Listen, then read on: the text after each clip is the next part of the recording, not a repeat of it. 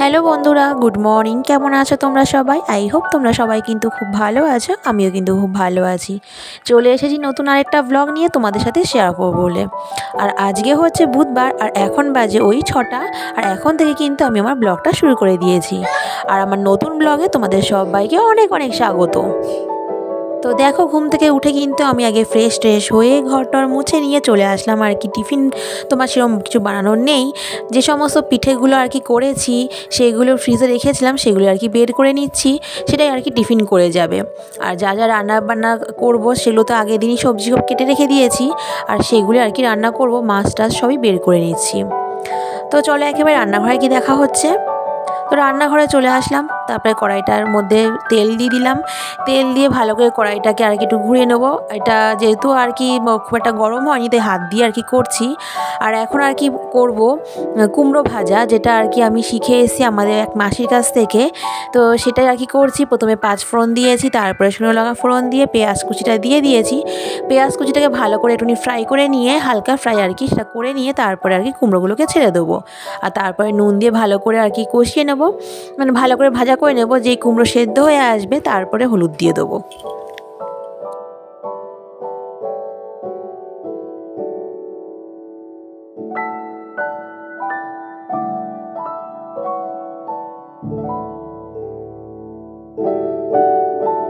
আর এখন কিন্তু কদিন ধরে খুবই ঠান্ডা পড়েছে। আর এই ঠান্ডায় কিন্তু একেবারে জলে হাত দেওয়া যায় না। তবু কিন্তু আমাদের প্রত্যেকটা মানুষকে আর কি, প্রত্যেকটা গৃহিণীকে আর কি এই কাজগুলো করতেই হয়। রান্না বান্না থেকে শুরু করে পুরো সংসারটাকে সামলাতে হয়। যাদের মানে একার হাতে সংসার করতে তো খুবই কষ্ট হয়, যেমন আমাদের মতো যারা আছে তাদের কথাই বলছি আর কি। আর যাদের হেল্পার আছে, যাদের লোকজন আছে করে দেওয়ার মতো, তাদের তো অতটা কষ্ট না হলেও আমাদের কিন্তু বেশি কষ্ট হয়ে থাকে। তো যাই হোক, আমাদের এই সংসারটা কিন্তু নিজের হাতেই সামলাতে হয়, একা হাতে। তাই যতই ঠান্ডা পড়ুক না, যাই হোক না কেন, আমাদের কিন্তু খুব ভোরবেলায় ঘুম থেকে উঠতে হয়। আর পুরো সংসারটাকে নিজের হাত মতো করে গুছিয়ে নিতে হয়। তো যাই হোক, এই দেখো আমার কিন্তু ওই পাশে ফুলকপিগুলোকে সেদ্ধ করা হয়ে গেছে। সেগুলোকে তুলে নিয়ে এখন এই যে মাছগুলোকে ফ্রাই করতে বসিয়ে দিলাম। আর এই পাশে কিন্তু কুমড়ো ভাজাটা চলছে। তো দেখো, মাছ ভাজাটা এক পিঠ হয়ে গেছে, আর এক পিঠ উল্টে দিলাম। এবার ওই পিঠটা কড়া করে ভাজা হয়ে গেলে তারপরে নামিয়ে নেবো। আর এদিকে দেখো, আমার কুমড়ো ভাজা কিন্তু মোটামুটি মানে জল ছেড়ে দিয়েছে, আর অনেকটাই আর কি সেদ্ধ হয়ে গেছে। এরপরে ওর মধ্যে একটু হলুদ দিয়ে দিয়ে ভালো করে কষিয়ে নিয়ে একটু আরও ভাজা ভাজা করে তারপরে নামিয়ে নেবো।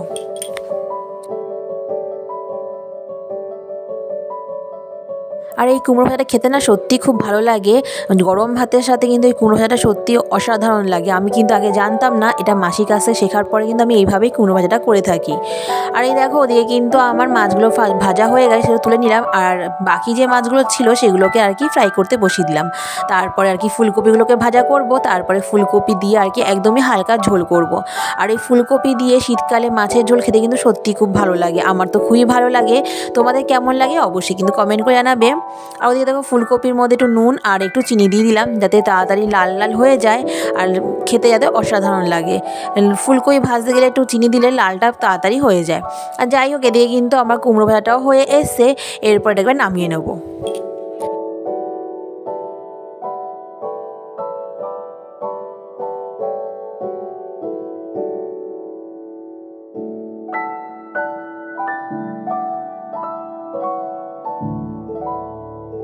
কুমড়ো ভাজাটা আমার হয়ে গেছে, আর সেটাকে এখন তুলে নিচ্ছি। আর পাশে অত সাউন্ড তোমরা পেতে পারো, আমার ভিডিওটা এডিট করার সময় আমার মেয়ে আর কি জেগে রয়েছে, আর ও আর কি বাজনা বাজাচ্ছে, সেই সব হয়তো আওয়াজ তোমরা পেতে পারো। তো যাই হোক, একটু মানিয়ে গুছিয়ে নিও। আর এদিকে দেখো আমি কড়াইটার মধ্যে আবার তেল দিয়ে দিচ্ছি, একটু ভাবলাম আর কি ডালের বড়া করব, তো সেই কারণে মুসুরির ডালেরই আর কি বড়া করবো, সেটাকে আর কি পেস্ট করে নিয়ে এসেছি। আর ওর মধ্যে একটু পেঁয়াজ কুচি লঙ্কা কুচি দিয়ে একটু নুন হলুদ দিয়ে ভালো করে ফেটিয়ে নিয়েছি। আর এখন এগুলো বড়ার আকারে আর কি তেলের মধ্যে ছেড়ে দিয়ে ভালো করে ফ্রাই করে তুলে নেবো। আর মুসুর ডালের এই বড়াটা খেতে কিন্তু সত্যি খুব ভালো লাগে। এই বড়াটাকে ঝোল করলেও খুব ভালো লাগে, তো আজকে আমি আর ঝোল করছি না, শুধু বড়াই করছি। আর ওই পাশে কিন্তু মাছের যে মশলাটা সেটা কিন্তু কষানো চলছে। তো তারপর চলে আসলাম চা করতে। চাটা করে আর কি আমি ওটা রেডি করে রাখলে আমার হাজব্যান্ডের সুবিধা হয়, ও আর কি ঘুম থেকে উঠে চোখ মুখ ধুয়ে চাটা খেয়ে তারপর আর কি বাথরুমে যায়। তো এই জন্য চাটা আগে রেডি করে নিই, তারপর ওকে আমি ডাকি। আর দেখো চা, এই যে প্লেটটা দেখতেই পাচ্ছ, এটা তো আমি আগেই কিনেছি, তোমাদের সাথে শেয়ার করেছি। আর এখন থেকে কিন্তু আমার এই প্লেটগুলোতেই কাজ হয়। তো দেখো রান্নাবান্না হয়ে গেছে, তাই এখন আর কি গ্যাস ওভেনটাকে মুছে নেব। তো আগের দিন ব্লগে দেখতে পেয়েছো যে আমার গ্যাস ওভেনটাকে আমি আর কি ভিমবার যে লিকুইডটা আছে সেটা দিয়ে আর কি ভালো করে মুছে নিচ্ছি। এতে আজকেও তাই ভাবলাম যে এটা ভিমবার লিকুইড দিয়ে ভালো করে মুছে দিলে আরও পরিষ্কার যাতে হয়ে যায়।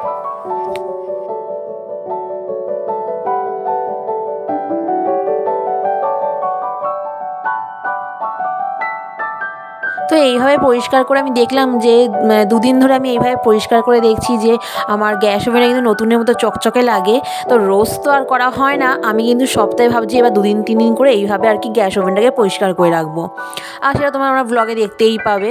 আর দেখো আমার কিন্তু ভালো করে মাজা হয়ে গেছে আর কি। আর এখন আর কি শুকনো ন্যাকড়া দিয়ে ভালো করে মুছে নিয়ে আবার ভালো করে 2-3 বার জল দিয়ে ভালো করে মুছে নেব। তারপরে বাকি যে মোছামুছিগুলো আছে সেগুলো আর কি মুছে টুছে নেব।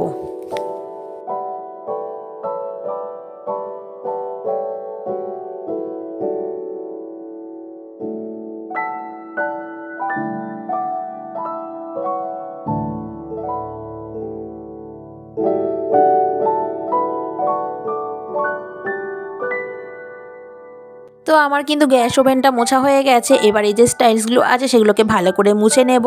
মুছে নিয়ে বাকি জায়গাগুলোও মুছে নেব। এগুলো আমার প্রতিদিনই আর কি করতে হয়, না হলে কিন্তু আমার একদমই ভালো লাগে না। পরিষ্কার পরিচ্ছন্ন রাখতে আমার সবথেকে বেশি ভালো লাগে, বিশেষ করে রান্নাঘরটাকে। আর রান্নাঘর থেকে পরিষ্কার পরিচ্ছন্ন থাকলে কিন্তু সত্যি সব কিছু ভালো হয়, ভালো লাগেও, মনটাও খুব ভালো থাকে আর ফ্রেশ ফ্রেশ লাগে। আর যাই হোক সব কিছু মুছে নিলাম। আর আমার রান্নাঘরটা একটু ছোটো, কিন্তু তাও সেটাকে আমি সেই নিজের মনের মতো করে গুছিয়ে রেখেছি। তো তারপর চলে আসলাম আর কি বিছনা গুছাতে। এ দেখো বিছনা টিছনা গুছিয়ে নিচ্ছি আর কি, সমস্ত কিছু মানে আমার বিছনায় কি বলবো, যত ধরনের পুতুল আছে সব আমার বিছনায় দেখতে পাবে। আসলে এগুলো কিন্তু আমার বাপের বাড়িতেই ছিল, মা বাবার কাছে। আর এগুলোকে মেয়ে নিয়ে এসে আসার সময় কিন্তু কোনো কাজেই লাগায় না, না খেলে না ধরে না কিছু করে, কিন্তু তবু আমার খাটের মধ্যেই রাখতে হবে।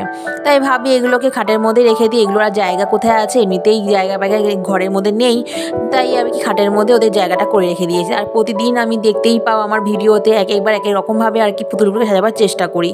তো যাই হোক কথা বলতে বলতে কিন্তু আমার বেড গুছানো হয়ে গেছে। এবার একটু বেডটাকে ঝাড় দিয়ে দিলেই আমার হয়ে যায়। আর পাশের বেডরুমটাকেও আর কি পরিষ্কার করে নিতে হবে আমার।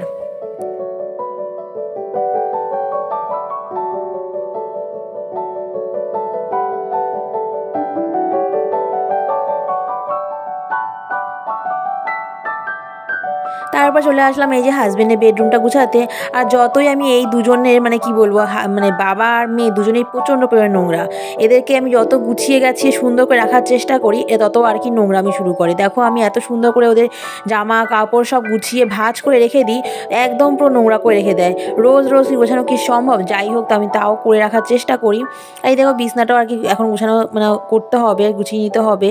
এটা নয় বাদই দিলাম, কিন্তু জামা কাপড়গুলোকে আমি এত সুন্দর করে পাটে পাটে ভাঁজ করে রেখে দিই, সেইভাবে একটু রাখলে আমার একটু সুবিধা হয়, কিন্তু তা কিন্তু করেই না।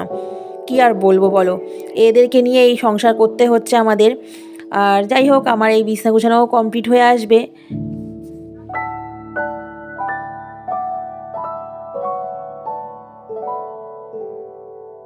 তারপরে চলে আসলাম মেয়ের দুধটা জাল দেওয়ার জন্য।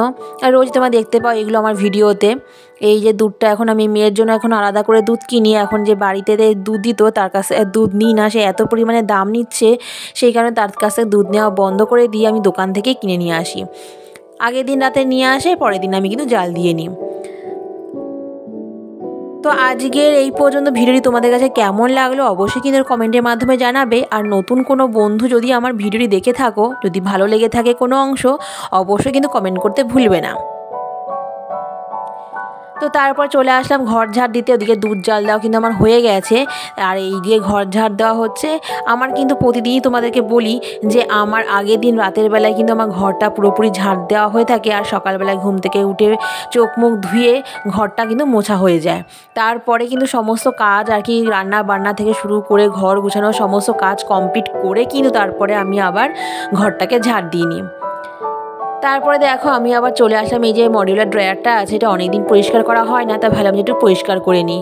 তো ঘর ঝাড় দেওয়ার আগে এটা মনে ছিল না, তাই ভাবলাম ঘর ঝাড় দেওয়া যখন হয়েই গেছে যাই হোক এটা আমি একটু পরিষ্কার করে নিই। তাই এই সমস্ত যা জিনিসপত্রগুলো উপরে রেখেছিলাম, মেয়ের ওষুধ থেকে শুরু করে চার্জার লাইট মাইট যা যা আছে সব নামিয়ে নিয়ে এখন একটু সুন্দর করে পরিষ্কার করে নেবো। তারপরে আবার জায়গায় রেখে দেবো।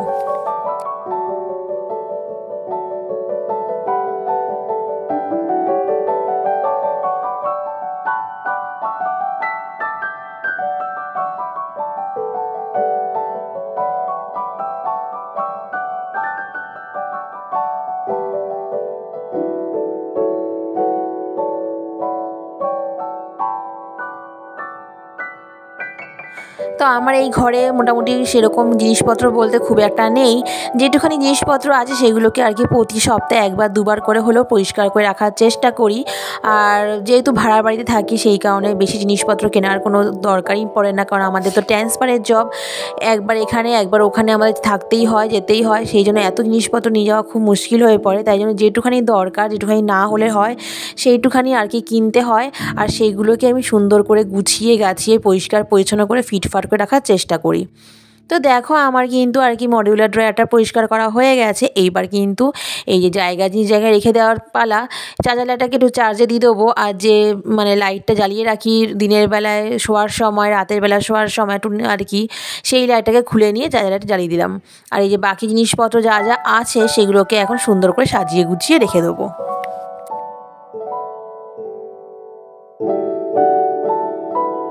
আর তারপরে চলে আসলাম এই টেবিলটা মুছতে।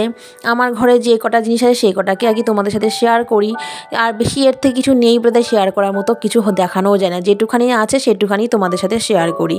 আর এই টেবিলটাকে ভালো করে মুছে নিয়ে তারপরে আর কি চলে যাব স্নান টান করতে। আর এই যে টেবিলটা মোছা হয়ে আছে, আর এত শীত পড়েছে এই কদিনে যে মানে তাড়াতাড়ি আর স্নান করার ইচ্ছাই থাকে না, তাই ভাবি যত দেরি করে স্নান করবো তত ভালো। তো আমার হাজব্যান্ডের লাঞ্চের টিফিন বক্সটা আর কি রেডি করা হয়ে গেছে, ওটা রেডিমেডি করে নিয়ে তারপরে কিন্তু আমি স্নানে যাই। আগে আমি স্নান করি এখন, তারপরে মেয়েকে স্নান করাই। তো দেখো একেবারে স্নান ধান কমপ্লিট করে চলে আসলাম। এই যে মুখে একটু ক্রিম মাখবো, তারপরে সিঁদুরটা পরে তারপরে ঠাকুরকে একটুখানি ধূপকাঠি দেখাবো, সারা ঘর দেখাবো, তারপরে আর কি মেয়েকে স্নান করাবো। কেননা এত মানে তাড়াতাড়ি মেয়েকে স্নান করাতে চাই না, অনেকটাই দেরি করে স্নান করাই। এত ঠান্ডা যে বাচ্চাদেরকে স্নান করাতে গেলে চিন্তাই হয় যে ঠান্ডা যাতে লেগে না যায়। যাই হোক ডাক্তাররা সবসময় বলে বাচ্চাদেরকে শীত বর্ষা গ্রীষ্ম যাই হোক না কেন স্নানটা যেন ঠিকমতো করানো হয়, তাতে ওদের ঠান্ডাটা খুব কমই লাগে। তো আমি ওকে কিন্তু সবসময়ই স্নান করাই, আর এত ঠান্ডা পড়েছে তাও আমি ওকে স্নান করানোটা বন্ধ করি না, ওকে আমি স্নানটা কিন্তু করাই। একটু হয়তো গরম জলটা একটু বেশি নিই, কিন্তু স্নানটা আমি কিন্তু ওকে করাই। তো দেখো কথা বলতে বলতে কিন্তু আমার সিঁদুর পরাটা হয়ে গেছে। এবার কিন্তু আমি ঠাকুরকে দেখাবো ধূপকাঠি, তারপরে আর কি পুরো ঘরে একটু ধূপকাঠি দেখিয়ে তারপরে আর কি মেয়েকে স্নান করাতে চলে যাব।